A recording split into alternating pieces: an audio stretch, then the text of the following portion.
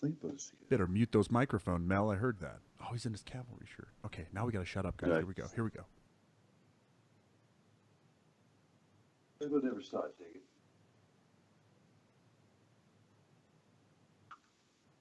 Cheers, mate. The cavalry's here. That's my line. Let's try that again. Cheers, love. The cavalry's here. A podcast where we keep watch over Overwatch. This is the Cavalry.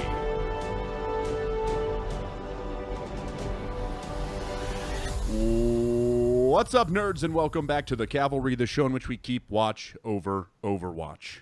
My name is Slambo, also known as Matt Zorns, and this is episode number 99. I was really excited to say that number. That's why I gave myself a little drum roll intro there.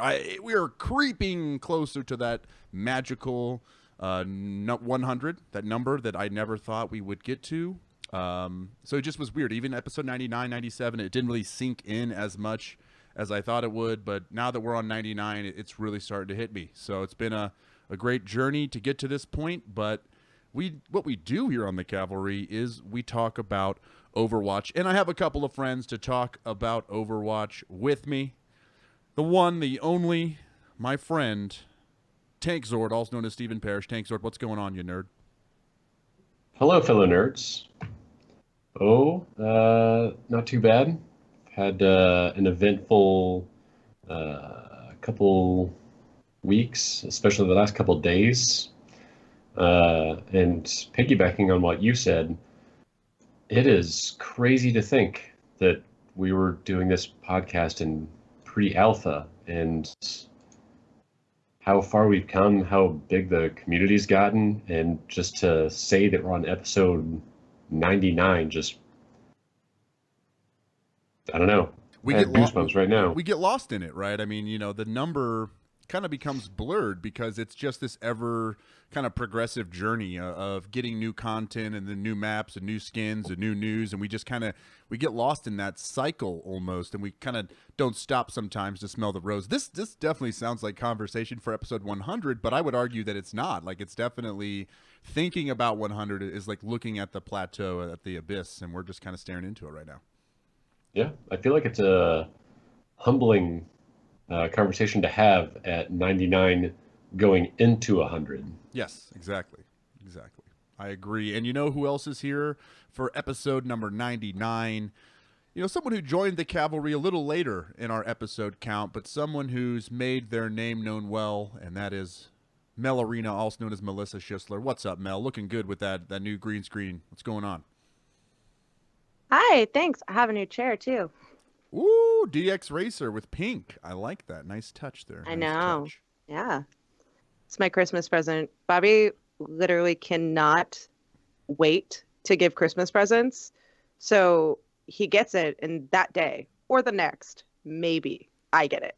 Really? So it's great. He can't even wait to see the reaction. So that's sweet. No. Though. That's a good thing. Yeah, it is. It's great. I'm pretty sure that's like how I knew. Yeah. I'm pretty sure that's like the only suspicion that I had when he was going to propose is that I didn't get my gift early. And Weird. I was like, something's happening. I'm pretty notorious for that too. Just with my wife. Everyone else I can wait, but with my wife, I wanna I can't wait to give her stuff. And I did really good with the engagement. Is I held off.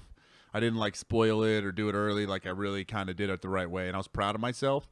But that's a rare moment for me. I'm usually like Bobby, and it's like, hey, listen, it got here. I can't hide this thing. It may be 2 inches. Like, you're gonna long, like it so much. Yeah, I get it. So. Oh, man, it's so crazy we're this close to Christmas. I hope you guys got all your Christmas shopping done. I guess before we start the show, Tank, did you get all your Christmas shopping done? I got to ask. Amazon. Yep. Amazon Prime. That's it. My best friend. You can still order on Amazon Prime and get it before Christmas. I did that yesterday, and I feel bad, but I'm not going to mention the person's name, but I forgot to buy a Christmas present, and I ordered yesterday, and it's getting here tomorrow. See? Amazing. Yeah. So, gosh, if this was 10 years ago, we'd be having a different conversation. I guess we wouldn't even be doing a video podcast, but that's not important. Mel, are all the boxes checked for you? Have your shopping's done? Yeah, totally. Okay. All right. We're all buying that. And This year we What about tried to you? get we tried to get ahead of the Christmas shopping this year, and I was trying to see if it made my wife less stressed. Like, oh, we'll get ahead of it. We'll get it done really early. We'll plan it out. No, it's like we have 1 or 2 things left that are like a trip to the store and back. Like it's not even like needs to ship or needs to order. It's just pick up these 2 things. And she's like, nope, not happy until it's done. Still feel like we're not done yet. And I'm just like, we're done, you know. But anyway, all right. I'm just curious because, you know, I mean, we are recording this on December 20th. So we're just 5 days away from that magical Christmas day. And not just to be focused on Christmas. I mean, it is happy holidays. There's a lot of other things going on. I think we just happen to be Christmas nerds here at the Cavalry. We were born in the good old U.S. of A., unfortunately. I mean, what? Okay. I think we should definitely we should talk about Overwatch quickly. Let's segue far away from what was just happening. So 1 air horn for that, right? Is that cool? All right. Well, let's go ahead and head to Prepare for operations. for our opening discussion. What we're going to talk about here on the Cavalry is just kind of a hot button issue, and I think it's kind of a strange one to ask because I'm not trying. I mean, I'll lead with myself here, and I'll say I don't think I'm ever going to be a top 500 player. I don't think I'm ever going to have the ability to do that. I'm really happy with where I'm at right now, and I just not be able to make that final leap into where I need to get because I just don't have the time. You know, it's just not going to happen right now. I can't put the hours in, and plus I'm not 16 anymore. So Reaction time's a little slower. Bit. Yeah, I'm getting a little dad bod, you know, a little dad mind. It's coming. So, I just want to still pose the question because it's still a topic to me which interests, and that basically, let me set this up a little better, is that there's kind of this debate in the top 500, is that the top 500 is littered with a lot of the same people using Smurf accounts. So they have many accounts within the top 500. And there's just kind of this, at least in the past week or so, people on Reddit and the boards have been talking about this at great lengths. And really, I think the 2 streamers that are in the article we're going to link represent the kind of polar opposites of the argument the best, and that is going to be Aimbot Calvin and Emong, so both popular streamers. Aimbot Calvin says get good. Now he used a poor choice of words in the Twitch clip, and he had to kind of backpedal on that later. That's not what we're focusing on. His idea is that, again, get good. It's your responsibility to be up on the list. Climb your own account there. Battle, get better. Then the other side his name's Aimbot Calvin. Right. I mean, yes, he's very fun player to watch, right? But not the most gentle of souls. And then the other side of it is Emong, who's a very educational, positive streamer, and he's kind of realizing what it's doing to people. It's affecting people, so he's letting all of his accounts decay out of top 500 that are in the top 500. So really, is it one side, do we recognize it and say, yeah, it's not a good thing like Emong and try to do something about it? Or 2, is it Aimbot Calvin, where he's got 5 accounts in the top 20 and he says get better? So Tank, I want to start with you. Where do you land on the whole spectrum of this top 500 debate? Well, again, to piggyback on what you said, in any game that has any sort of ranking system, you can be as good as you want to, but unless you have the time to put into it, you're not going to get those like prestigious ranks, like top 500 for this example. But the other side of that is I kind of agree with Aimbot Calvin. Like if you're going, I don't think it should be fair that just because you're good doesn't mean that you should be in top 500. I think there's a lot of people that are really good at this game that are all over the place MMR-wise, but unless you put the time in, I don't think you should have a top 500 spot because it's for dedicated people that play this game religiously, i.e. 16-year-olds. People in our age range don't really have the time. Yeah, not to discriminate. We're just jealous. Yeah, by all means. If anything, I'm absolutely jealous. If I was 16 and this game was out, I would do nothing but play this game until I had that top 500 spot. So, yeah. So you're kind of in the middle. So you kind of see both sides, and you're kind of conflicted, I guess. Melarina, do you got any clarity here for us? Do you have any kind of, do you lean one way or the other, or do you kind of see both ends?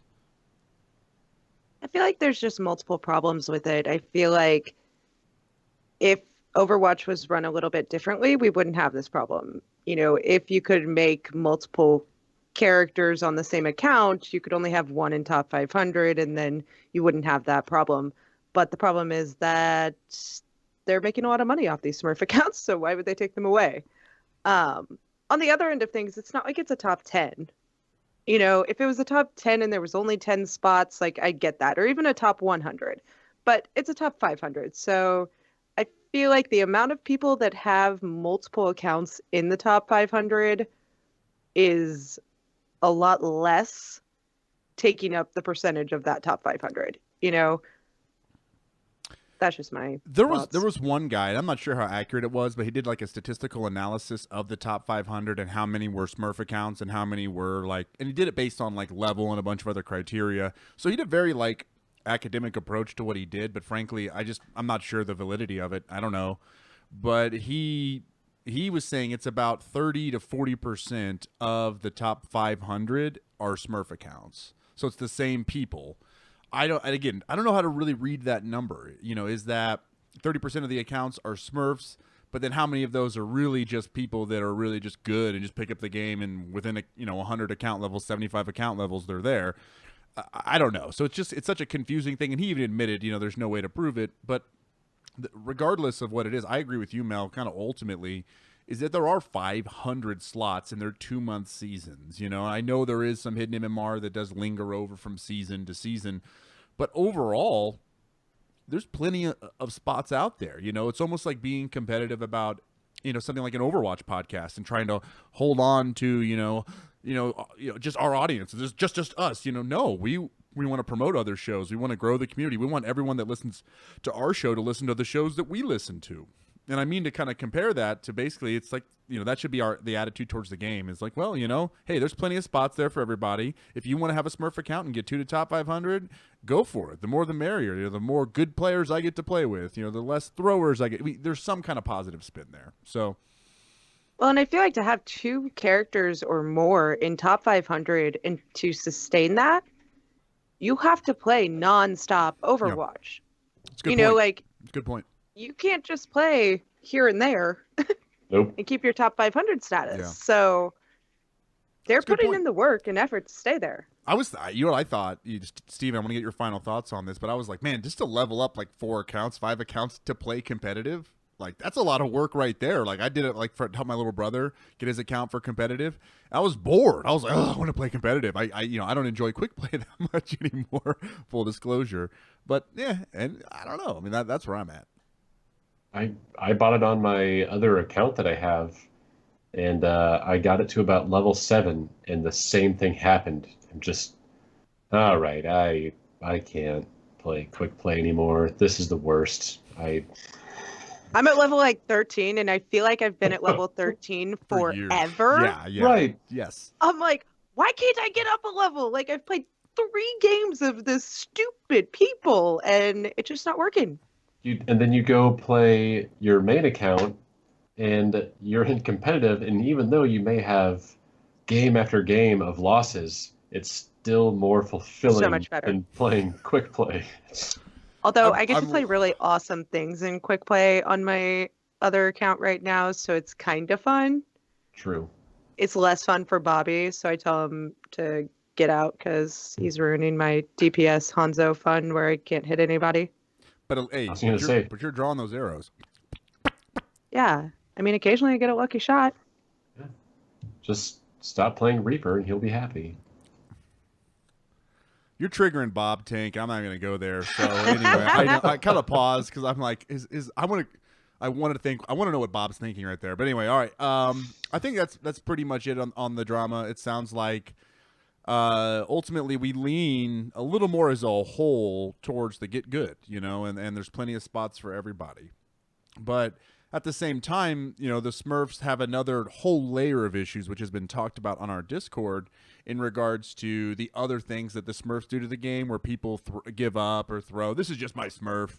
This is a Smurf. I have a top 500 account. You guys, there's other layers to the Smurfing argument that we're not going into right now. I guess we're just talking about the top 500 spectrum. But again, I'm not just to say that that's the only issue. I know there are plenty of issues with the concept of Smurfing outside of that. So, all right. Yeah, let's be honest. If they weren't in the top 500, they'd be down in other levels, and that would be a bigger issue. That's what I'm saying. They're not affecting me. So right. Keep your people up there. That's right. Right. That's right. I don't want to see him. I don't either. We sound really messed up right now. We sound like we're not inclusive, guys. We sound like we don't care about diversity. No, actually, no, I'm just I kidding. care. I was stretching that. You guys are fine. You guys are cool. Diversity. I've heard that before. I believe it's a old wooden ship. Not on this podcast.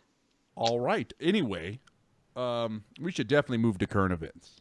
When I'm pushing the payload, I get my news from the Cavalry. That's right. We get our news from the Cavalry. And this week, we don't have a lot, but we've got a lot. If that makes any sense, it shouldn't. But that is the truth. So the first thing we want to start out with is some Overwatch League-related news. And kind of this phrase that's been accompanied by the concept is what's called path to pro. So it's how players get from just being in the competitive queues, playing through competitive, then moving to scrims, then finding a team and getting to contenders, and then ultimately reaching the Overwatch League. So this path to pro has been further enhanced with some more details, some more information.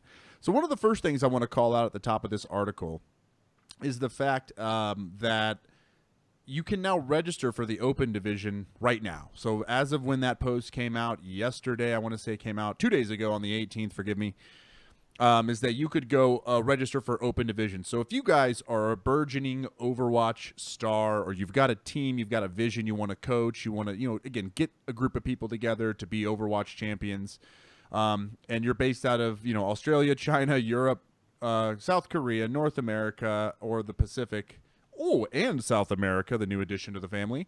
If you're in any of those regions, make sure you go register for Overwatch Open. Past the Overwatch Open, though, I guess, I guess I should pause there. And let's talk about that for a moment before I just jump through all this whole thing. So what do you guys think about that? Are you guys going to be open stars? Are you going to make a team right now?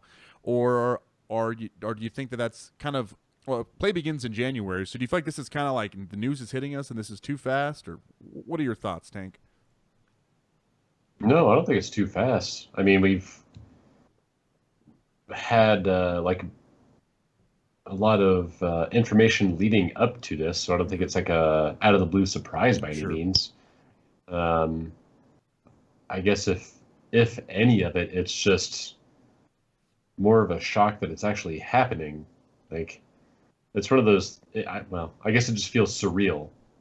Like, we were so pumped for it to actually be happening, and now it's here. So it's like Kid in a Candy Store. You're just running all over the place. Like, oh my God. Kid in a Candy Store. I've never seen Tank so positive in his whole life. Like, the imagery you would probably use is child at a funeral. That's like more like exactly your... There's a first time for everything. I'm allowed to be happy once a year. I'm choosing to spend it on this. Listen, it's the holidays. It's like, exactly. It's 5 days before Christmas, and I just burn out the whole candle. That was it. That was all the That's cheer right. I had, but I used it in this moment. Yep. I feel bad now. I kind of poo-pooed it. Well, no. It's like setting money aside out of each paycheck to buy something big. I've just been doing that all year with my happiness, and I just spent all of it all at once on this. Good job.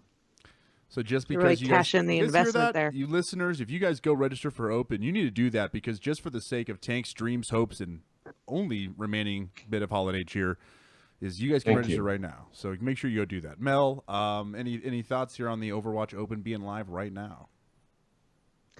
I'm just excited that it doesn't restrict level. I think some people don't like competitive, some people don't, or rank, not level. I think it's, if you're as a team work well together and somebody's a lower level, I think you should still be able to get in, and I think it's cool. Absolutely. And I think it's worth mentioning I didn't, is that this one, like you said, this is no rank restriction. Before you had to be master and above. So I think this is awesome. Like you said, more inclusive. There's that word again. More diversity. Tank, you're learning. Write that down. The next bit of news, and these two kind of things are more connected, is that they've kind of put a label to this. We were calling them like minor league teams or feeder teams. We didn't really know what to call them. But for Overwatch, it looks like we're going to go the route of what are called academy teams. So they're there to develop the up-and-coming talent, and they're given an option to do this or not. So certain ones chose veto. No, thank you. I opt out. We do not want a team. We don't want to have to deal with the logistics of an academy team. But in China, the Shanghai Dragons will have one. In Europe, the London Spitfire will have one. And then in North America, we've got Boston, Florida, the Outlaws, the Gladiators, the Excelsior, the Fusion, and the Shock. So we've got a ton of those academy teams that are going to be farming talent in North America. And this is who are the two teams that aren't on there? There is no Dallas Fuel, and there is no Valiant, and there's no Seoul Dynasty. That's another one that doesn't have one. It's just from looking at the lay of the land. I'm sure I missed one. That's not bad, though, for top of my head. All right. There's 10 teams. Don't we just have 12? Am I crazy? Yeah. What, one? Why are we getting caught up in numbers here? 1, 2, 3, 4, 5, 6. Oh, there's 9. 7, Sorry. Guys, stop.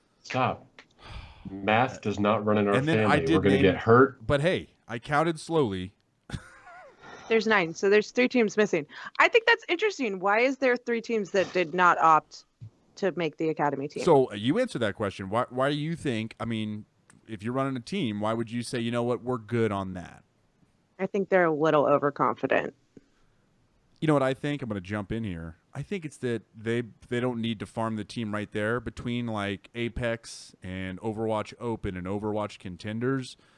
Those other organizations are going to be plucking top talent and top teams that win and are proven in those. But the academy teams are Contenders teams, aren't they? But there's going to be other teams in Contenders that are not academy teams, right? So that's what I mean, is that because of the competition, they're going to be maybe making super teams or seeing rosters that are pretty dang successful against their other academy teams. So all I'm saying is the fact that there's competition already means there's going to be not only academy teams in it, well, there's going to be free agents galore is what I'm saying. So Tank, what are your thoughts on this, I guess?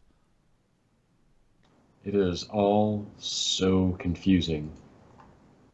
Is it? Listen, you guys you started out this conversation with a lot of words. You went straight into numbers. Okay. And then different leagues. Okay. More numbers. Okay. And that was it. All right. Well, Tank is perplexed, and I feel a little bad about it. But I guess let me just try to shore this thing up a little bit. Let's clean this up. Is that yes, please. We're gonna have open divisions, which are like your softball team that you get together and drink in the parking lot before you go play. Just amateur hour. Teams that don't have any organizations or money behind them, that's open. The teams that win open get invited to contenders. In contenders is going to be a combination of esports organizations, so sponsored teams that are not affiliated with the Overwatch League, and as well as Overwatch League Academy teams, which are minor league teams owned by Overwatch League. And all those tournaments, the Open and the Contenders, it all leads to the Overwatch League, Tank. That is where that's the top of the mountain. Did that help? Yes. Yeah, I understood all of that, and I definitely was awake for it. Oh gosh. I'm officially becoming a dad. I'm putting people to sleep with my explanations, and I'm embarrassed. So frankly, let's get to the last bit of news here, and that's also for the contenders, as Mel mentioned, it's not just the academy teams. We have a bunch of teams that are being invited per region. We're going to link the article in the show notes, and you can go through each of them. But just a quick shout out to FNRGFE. For some reason, they're still going to be invited back, even though the roster is not exactly the same. And other than that, like I said, check out the full list in the comments below. And I think that's all we really need to say with the Path to Pro. A lot of really exciting stuff, and just a lot of it's a lot of good vibes for the Overwatch League. A lot of good opportunities to bring in more people. But let's get to something juicy. Let's spice things up. Let's talk about something that maybe even Tank will feel like a kid in a candy store about again, and that is XQC. Now, we've talked about XQC here on the show. He is a tank player for the Dallas Fuel. He is a streamer from Canada. He was on Team Canada, won MVP in the World Cup, in fact, mostly for living the meme dream. But XQC, a few days ago, to catch you guys up on the drama, he threw, after his stream, he had a long day of practice. He ended his stream, was just looking stressed out and disheveled, and then proceeded to throw with Rascal in the game, another Overwatch League player from Spitfire. And through that, essentially, we now found out that XQC will be punished for that. We are going to see a suspension of some amount of games from the Overwatch League because of his behavior, and he issued an apology. So there's the setup. As we get to the apology, I guess, I don't know if Tank, did you get a chance to watch the apology yet? I am, hold on, I still have it open the tab. 4.5 minutes in. Okay, so you've watched a chunk of it, a good chunk of it. So what are your thoughts on the apology so far? And also I want to hear your thoughts on the punishment. Well, we don't know exactly what it is, but the fact that he's going to be suspended from games, we know that. So talk about that. I was going to say, because I hadn't gotten to a point where they said, or I hadn't gotten to the point where he said what the punishment was. But all in all, I don't know. I think it's kind of weird that there has to be an apology video. Like, in professional sports in any kind, you never see, outside of the player going to a podium and saying, "I'm sorry for my actions," that was it. And it's usually just quick like that. But that's the thing, it's like a press conference when a player does it. Right. We're not there yet. This is like a 9-minute video of him apologizing. Well, he says it wasn't a requirement, right? Yeah, pretty early on. But even then, like, it bothers me on the same level of having meetings that could be resolved by an email instead of pulling everyone away for an hour and a half. And you could just go, "My bad, email sent." Now we have a 9-minute video come on. of this guy apologizing for making a minor mistake. All right. Okay. Mel, you're reacting. You're giving him the "oh, come on." What's the rebuttal? Talk to us here. What's going on in your head? I just think that he did make a mistake, and yes, however minor it was, he's a professional and he's in a separate light at this moment, and he needs to, take responsibility for those actions. And whether or not this was required and he said it wasn't, or it wasn't required and he did it on his own, I really don't think it matters. I think it's just the fact that he is publicly acknowledging that he accepts, whether he agrees with it or not, he says he does, but he accepts the punishment that was given to him. It doesn't really affect him, the punishment, I don't think. I think he was suspended. I'm not sure what happened to him in the Overwatch League, but I don't think it was anything crazy. But I do think that they have to understand that if they want to be a valued player and if they want to be a valued person that's on a team, they can take one of two routes. They can be the toxic, crazy person that people take a chance on, or they can be apologetic and try to grow up a little bit faster. That's the thing, is that, I know he said no one asked him to, or he was doing this on his own volition, but to me, there's a big red flag of, like, he's more self-aware of where he's at, his responsibility to the sponsors of the Dallas Fuel, to the ownership of the Dallas Fuel. So, whether he said he was forced to or not, he was forced to. And I don't think that's necessarily a bad thing. I think it's a good thing that someone who's in the limelight's being held more accountable for their actions passively, right? They're passively being held accountable. at the same time, though, I'm with Tank a little bit. Is you're 4.5 minutes in and you're not done. Like I do believe he did say what he needed to say within the first few minutes of the video, and we can just end it there. But then again, he's speaking to his audience. That's on his personal YouTube page. That's kind of what I think his audience maybe expects from him too. So it's not. I wouldn't do it that way. It'd be short and sweet. Trust me, I issue apologies every episode. I mess up something, or I belittle you two somehow, or I do something wrong. You guys are both agreeing too much. I'm uncomfortable, but I don't know. I agree. I think it could have been shortened for sure, but I think as the Overwatch League gets bigger, they will have those type of like press conferences or restrictions, and not everybody will have their own Twitch feed that's not monitored. Yeah. Right. But he could have made a Twitter post. A tweet, and that would have been sufficient. Thank you. Yeah, but he's a streamer, and this is what he does. He streams and he's on video and he talks to people. So like that's what he felt was more comfortable. I honestly think he feels like it, and I feel like it too. It comes off more sincere seeing him. Whether or not it is, it comes off more sincere seeing him in his apartment of boxes. That's I'm pretty tough. That was really weird, by the way. No, dude, you should see his computer. You should see his computer. Who has a room full of boxes? Tank. Seriously. Literally, I mean, know. they just moved in. Look at you. No, Tank, I want you to, right now while I'm talking, Google XQC's computer or PC. Please do that for me, just because you need to see that. I'm on it. I guess, I think that, Mel, you're right. We'll get to that point where we're going to have the podiums and the press conferences. But I also think it's kind of cool right now that this is our current athlete apology system. It's kind of like, we'll look back on this and laugh that, man, he got to do this on his own YouTube page. That's crazy. Everything's going to be so much more tight and well constructed. This is before he had an agent that told him he couldn't do things. And Right. Well, I mean, that doesn't always work, though. Look at, characters from the NFL like Terrell Owens or Adam Pac-Man Jones or, Chad Ochocinco. I could tell by Tank's face that he has found the picture of the computer. Tank, can you describe to us what XQC's computer looks like for the folks at home who don't have video?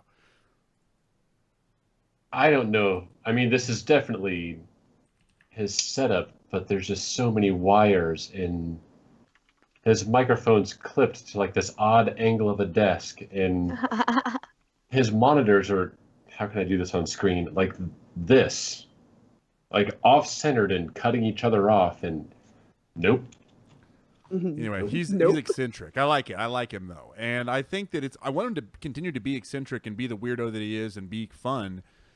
But at the same time, I don't want him to, like, throw in games. And ultimately, it came down to he did something wrong. He went into, like, a game, switched to Bastion, which he never plays, and just gave up and quit. And, like, cost other people wins. And so you can't do that. I mean, we all agree, whether you're a top 500 or a pro player or you're playing in bronze, like, that's not okay, and we're not okay with that. That's not fine. So it's a good example moving forward.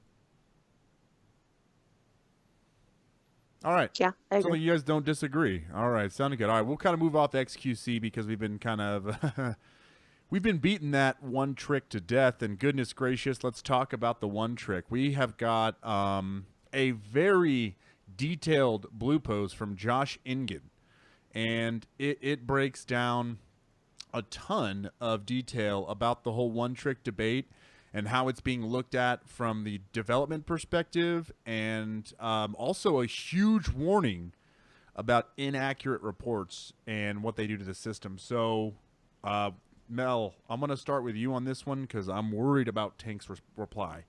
What are your thoughts? I don't know. I go back and forth on this one. I feel like there was some good points, and they say things like you can't punish somebody that's actually trying really hard, right? Which is a flaw in the game system, because I can play at Diamond and try as hard as I want to play Widow, and I can be really nice about it, but I would play a different character that the team needed better. And I think it's unfair of me to go into a diamond match and play Widow. I think that's unfair. And that's why people get Smurfs. That's why people get, not Smurfs, alternate accounts, because, Alts. you know, Yeah. I I'm mean, not 'cause good enough if your to alts are equal, call that a they're Smurf. alts, right? Yeah, yeah. But that's why people do it. And quick play, you don't get that same experience. So I understand why they want to play in competitive. And I really don't have any problem playing like Soldier or maybe Widow, but like in a gold game on my alternate account, because I do feel like I play at a gold level. So I think they're trying to get these people to understand, like, if somebody only plays one character and they're really good at that character, don't report them because they're not switching. But at the same time, it's like, what character are they playing, and do they have hours on other characters that they are playing well with? I think that makes a ton of sense. And I don't know, I guess I think what to me though is that if the player is really good on that character and they're not just like kind of playing something they're not comfortable on, or they're not playing on an alternate account where they're just playing that one character. Like, I think a good example is like Bob had an account, was called like Shimada Bob, and he would play Genji and Hanzo only. He was probably not the best with those characters, but He's a horrible person. right. But he's doing it to kind of stay committed to his name and the whole bit.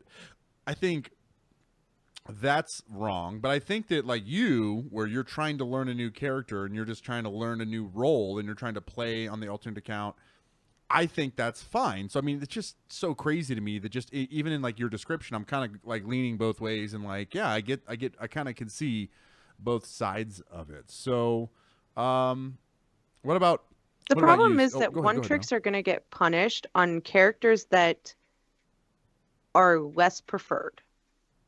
So you're never going to get somebody who reports a one-trick Soldier or a one-trick Reinhardt or a one-trick Mercy or a one-trick Lucio. Like, you aren't. But that's why they picked those players, I think.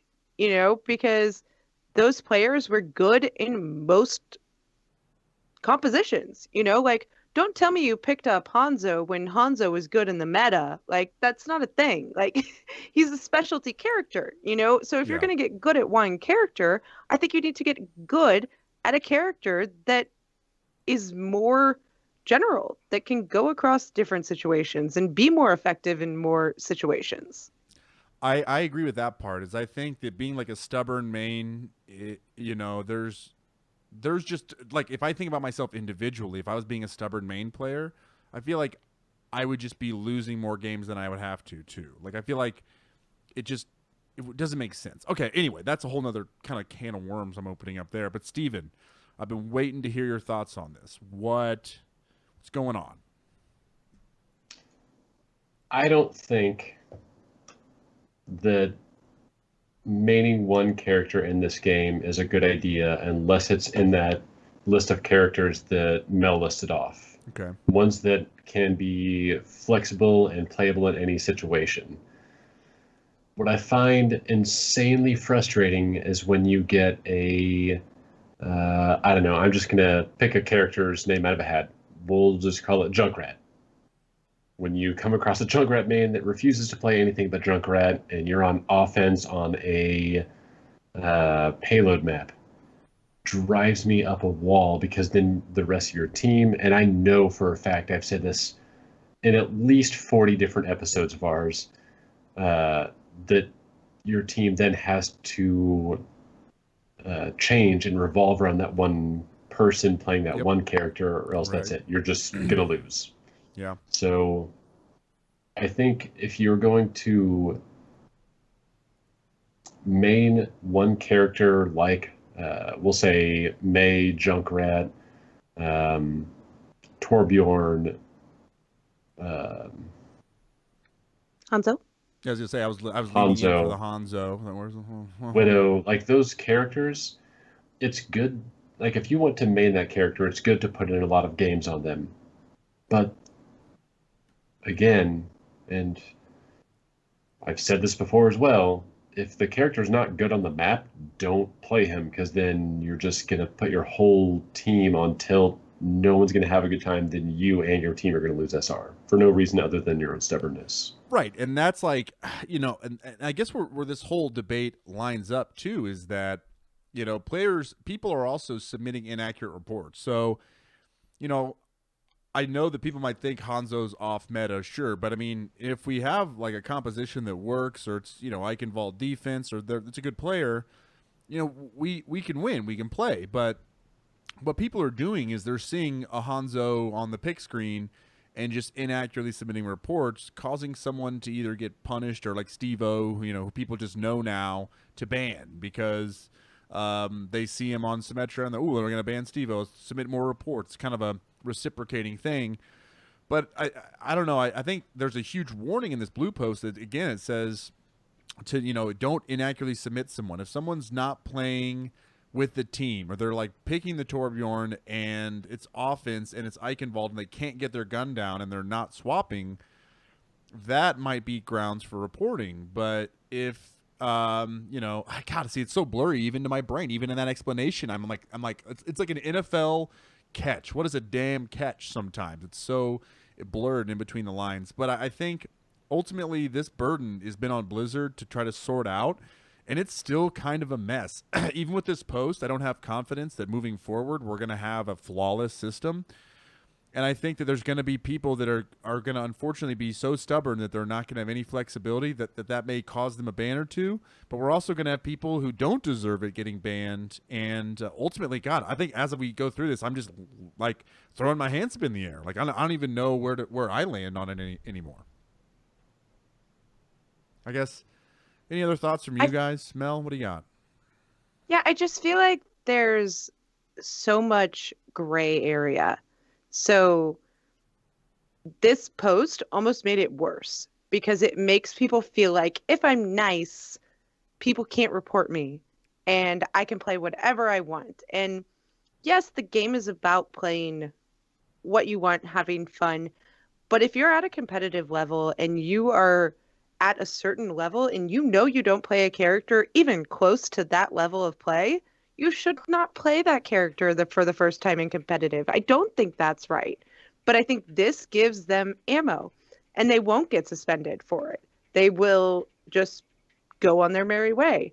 And I don't think that they should be able to report people before